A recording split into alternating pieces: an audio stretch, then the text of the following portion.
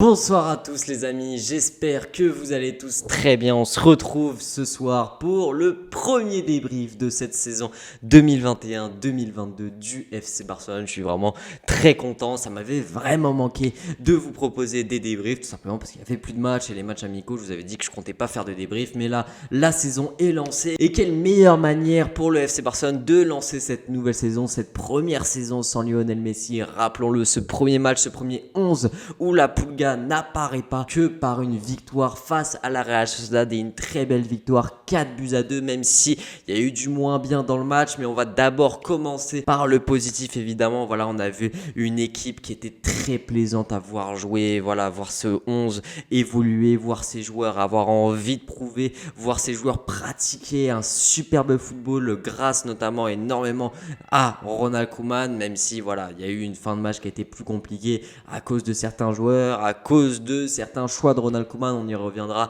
après évidemment, mais voilà, personnellement j'ai pas vu le temps passer pendant ce match. J'ai été comme un gosse, comme un gamin, des étoiles plein les yeux. Alors évidemment c'était parce que le Barça m'avait manqué, mais c'est aussi parce qu'on a vu un superbe match. On a vu vraiment une équipe conquérante, une équipe triomphante, avec des joueurs qui avaient envie de prouver, qui avaient envie de gagner. Les joueurs qui étaient déjà là lors des dernières saisons et la saison dernière, qui avaient envie en fait tout simplement de montrer que même si Lionel Messi était extrêmement important pour le club et pour l'équipe, ils sont capables de performer sans Lionel Messi, ils sont capables de proposer du beau football, de marquer sans Lionel Messi. Et les recrues qui ont voulu montrer qu'ils méritent leur place de titulaire au FC Barcelone, qu'ils méritent d'avoir signé pour ce grand club. On pense notamment à Memphis Depay, on va commencer par lui directement parce que son match il est titanesque à Memphis Depay. Alors certes il marque pas, certes il fait une passe décisive seulement sur les 4 buts, c'est le premier but, donc c'est le but qui lance un petit peu la fête du côté du FC Barcelone avec cette galette qu'il met sur la tête de Gérard Piqué sur un coup franc. Et voilà, Memphis Depay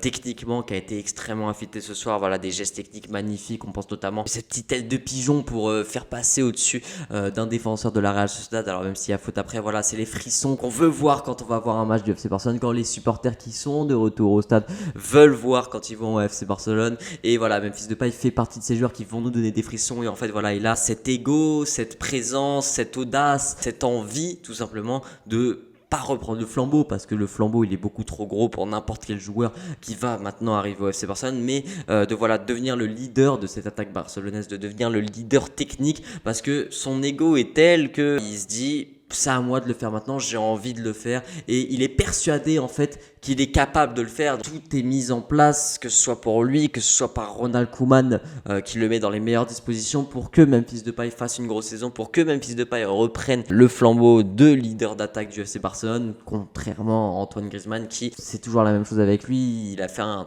très bon match. Mais s'il était latéral droit, voilà, s'il était aligné en tant que latéral droit, Antoine Griezmann, je l'aurais félicité, j'aurais dit match exceptionnel, parce que voilà, dans les retours défensifs, dans les tacles, dans cette générosité qu'il a tout le temps, dans cette envie qu'il a tout le temps, c'est très bon, mais c'est pas là où on l'attend. On l'attend lui aussi en tant que leader technique normalement du FC Barcelone. C'est pas Memphis Depay normalement de le faire, même si il va le faire évidemment. Mais Antoine Griezmann, c'est lui qui a l'expérience, il a 30 ans, champion du monde, acheté pour 120 millions, et il est là depuis 2 ans maintenant, c'est sa 3e saison qu'il entame maintenant au FC Barcelone. C'est censé être lui qui reprend les rênes de cette attaque, mais encore une fois on l'a trouvé trop timide ce soir. Alors évidemment il a été investi encore une fois, mais offensivement ça a été un petit peu invisible du côté d'Antoine Griezmann. Alors même si encore une fois il a été très précieux à la récupération, c'est pas forcément là où on l'attend. Et on a eu, voilà, pour compléter ce trio d'attaque, Martin Braithwaite. Lui, voilà, c'est depuis son arrivée au FC Barcelone, on peut dire ce qu'on veut, on peut dire que c'est le genre de joueur qu'on s'attend pas forcément à voir au Barça, qu'il n'a rien à faire là, mais c'est un joueur qui a envie, c'est un joueur qui est généreux, c'est un joueur qui donne tout, qui vit son rêve, qui ce soir a encore une fois montré que il a progressé, il a énormément progressé depuis qu'il est arrivé au FC Barcelone, Martin Braithwaite. Et ce soir, il fait un match très complet, il fait 2 buts et une passe décisive sur le 4e but pour Sergi Roberto, dont on va parler juste après, dans les moins bien. Mais Martin Braithwaite, voilà, c'est pas le joueur qui va te faire rêver, c'est pas le joueur qui va te faire enflammer un stade, c'est pas le joueur qui va vendre le plus de maillots, mais c'est le genre de joueur qui est précieux, c'est le genre de joueur joueur qu'il faut pour moi dans un club, même si évidemment je pense pas qu'il va être titulaire toute la saison. Il y a un moment quand Fati, Dembélé, Agüero, tout ça vont revenir, il va sûrement perdre sa place de titulaire, mais il va se battre pour pouvoir la récupérer et il va toujours se battre quel que soit son poste. Il va jamais de toute façon se plaindre en fait quand il sera pas aligné à son poste, quand il sera aligné ailier gauche alors que normalement c'est un joueur d'axe, quand il sera sur le banc, quand il sera même en réserve, il se plaindra jamais. C'est pour ça qu'on adore Martin Braithwaite. Et voilà, on a vu une équipe qui dès les premières minutes de jeu, dès l'entame de match, a eu envie de prouver encore une fois, a eu envie de montrer ce qu'elle savait faire parce qu'on a eu directement des occasions avec Memphis Depay, avec Antoine Griezmann et surtout dans le contre-pressing, ça a été exceptionnel. La Real Sociedad en première période n'a pas existé alors que c'est l'une des équipes les plus créatrices de Liga, c'est une des équipes qui ressort le mieux le ballon en Liga, mais ils n'arrivaient pas à aligner 2-3 passes. Alors certes, on a vu une Real Sociedad décevante ce soir évidemment, sauf en fin de match où il y a eu ce réveil, où il y a eu ces 2 buts dont un coup franc magnifique d'Oyarzabal, mais sur le reste du match, ils ont été très décevants, mais c'est aussi parce que le Barça a été vraiment bon, que le contre-pressing était parfait, qu'on a eu des morts de faim sur le terrain, qui avaient envie de récupérer le ballon haut. Vraiment la première mi-temps c'est une masterclass et la plupart du temps tu avais les 11 joueurs du FC Barcelone qui étaient dans le camp de la Real Sociedad. Donc c'est ce qu'on veut voir au FC Barcelone, on veut voir un contre-pressing comme ça qui est parfait, on veut voir des circuits de passe comme on a vu ce soir en une touche de balle, avec des appels dans la profondeur, avec des joueurs qui se proposent, avec des joueurs qui combinent, avec des joueurs qui se placent entre les lignes, des joueurs qui vont aller aussi éliminer, et ça te crée des actions magnifiques, ça te crée un magnifique football comme on l'a vu ce soir, voilà, sur les mêmes bases en fait que le travail de Ronald Koeman la saison dernière, mais avec encore plus d'automatisme, avec un effectif pas forcément plus complet, mais avec des recrues qui sont au final de très bonnes recrues, parce qu'on a eu aussi Eric Garcia. Voilà, pour la défense, le problème c'est qu'on peut pas trop la juger sur cette première mi-temps notamment parce qu'ils n'ont pas eu grand chose à faire si ce n'est récupérer la balle très haute, ce qu'ils ont très bien fait, notamment Gérard Piqué qui, j'ai l'impression, son repos lui a fait pas mal de bien parce que ça faisait longtemps qu'on l'avait pas vu aussi bon dans l'anticipation. Mais après voilà, en deuxième période il y a ce deuxième but de Martin Braithwaite où voilà, c'est Memphis Depay qui, encore une fois, super passe pour Jordi Alba, et Braithwaite qui est opportuniste, et encore une fois, comme le disait Omar Da Fonseca, il est opportuniste, mais quand on est opportuniste, c'est qu'on saisit les opportunités et c'est qu'on se propose, c'est qu'on se place bien, c'est qu'on se met dans les meilleures dispositions pour pouvoir saisir ces opportunités. Il faut aussi évidemment que je vous parle de Pedri, parce que Pedri, son match, que dire de ce joueur? Enfin, le mec, il a joué 70 matchs la saison dernière, il a 18 ans, il a encore couru 11 km, il me semble, ce soir, et encore une fois, exceptionnel, très juste dans ses prises de balles, il fait gagner énormément de mètres, des passes simples mais précises, des passes tranchantes, et voilà. En fait, quand vous faites une salade,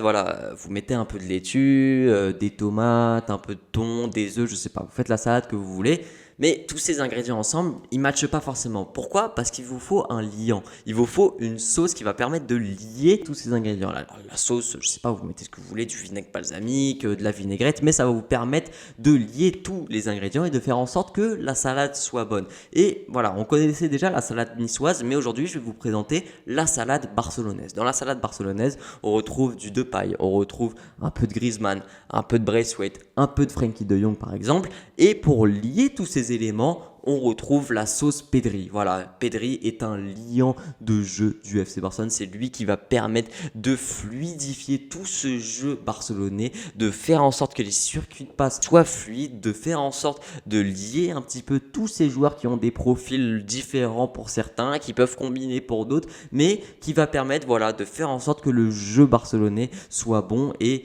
voilà, quelle bénédiction d'avoir ce joueur, et tout comme Frenkie de Jong qui a fait un match gigantesque lui aussi. On a eu un Sergio Dest qui a été bon en première période et qui a accusé un petit peu le coup en seconde période jusqu'à sa sortie, et Gérard Piqué qui marque son but, qui fait une très bonne première période, mais voilà, sur les 10 dernières minutes ça a été assez compliqué aussi. À la fin du match, voilà, il y a eu ce moment de panique où notamment sur le premier but, t'as Barrenechea qui fixe toute la défense et aucun ne met le pied, que ce soit Gérard Piqué ou Eric Garcia, et c'est pour ça que pour moi Ronald Araujo va devoir prendre cette place de titulaire, parce que lui c'est un joueur qui va être beaucoup plus dans l'agressivité, qui va beaucoup plus aller sur le porteur du ballon pour l'empêcher notamment de faire cette passe. C'est pas normal que Barrenechea arrive à fixer 3, 4 voire 5 joueurs du FC Barcelone pour délivrer cette passe dans la surface derrière. On a revu évidemment un Barça qui jouait extrêmement bien, encore une fois sur les mêmes bases de l'année dernière du côté de Ronald Koeman, mais on a vu aussi les démons du Barça défensivement qui revenaient encore une fois sur les mêmes bases que la saison dernière. On s'est fait peur, on a eu l'entrée de Sergi Roberto qui a été juste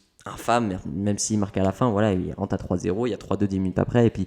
voilà, sa performance, qu'est-ce que vous voulez que je vous dise? Le Némésis du football est de retour, les amis. Personnellement, il m'avait manqué parce que ça m'avait manqué de m'énerver sur lui. Et voilà, Ronald Koeman, même si, encore une fois, j'adore le travail qu'il fait avec le FC Barcelone, notamment dans le jeu où on revoit des choses qu'on n'avait pas vues depuis beaucoup de temps avec le FC Barcelone. C'est les mêmes erreurs que l'année dernière. C'est dans les changements où il y a ce sentiment de panique qui transmet aux joueurs, il y a ce stress qui transmet aux joueurs, où il n'envoie pas un bon message pour moi en faisant rentrer des défenseurs comme ça, en empilant les défenseurs. Et il va vraiment falloir faire quelque chose sur les changements du côté de Ronald Koeman parce que c'est pas possible de faire rentrer Sergio Roberto vu la performance qu'il délivre ce soir. Alors même s'il marque encore une fois, j'espère que ça va pas servir de leurre pour Sergio Roberto, ce but en fin de match alors qu'il a fait une rentrée tout simplement horrible. C'est pas possible de faire rentrer Clément Lenglet, autant de défenseurs en fait. Et en fait j'ai l'impression qu'il réfléchit, je perds, je fais rentrer beaucoup d'attaquants et je gagne, je fais rentrer beaucoup de défenseurs. Il va pas forcément réfléchir à la cohésion, il va pas forcément réfléchir à une cohérence pour permettre à cette équipe de, certes, tu peux jouer plus défensivement